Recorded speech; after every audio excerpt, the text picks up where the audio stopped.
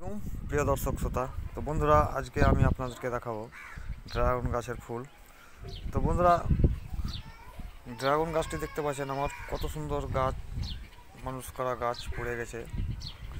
তো অ্যাকচুয়ালি ছাদের ওপরকার ড্রাগন গাছ মানে বাঁশ কাঠ দিয়ে যে ফ্র্যাকচার করা যাচ্ছে, সেগুলো ঝড়ে হয়তো বৃষ্টিতে পচে রোদ্রে শুকিয়ে পড়ে যাচ্ছে। তো বন্ধুরা, অ্যাকচুয়ালি ফ্র্যাকচার বানাতে গেলে মানে লোহার ফ্র্যাকচার বানাতে হবে।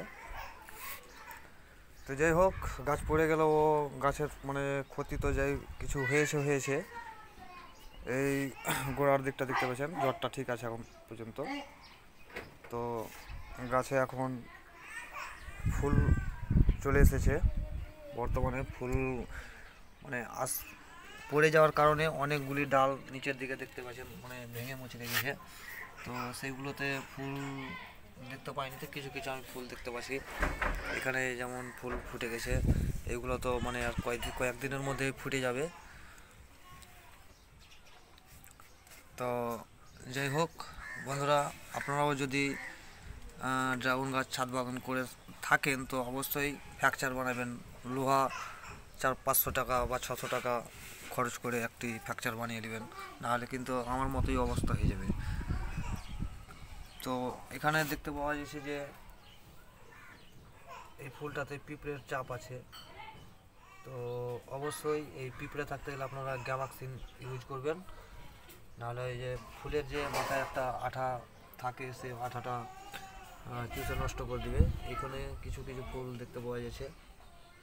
তো যাই হোক, কিছু মানে সামথিং গাছ এখন কমপক্ষে ভালোই আছে। তো ফল খুব একটা আসবে না এই বছর, কারণ যেহেতু ফল আসা ডাল তো অনেকই আছে, কিন্তু এবছরে ফল খুব একটা পাওয়া যাবে না।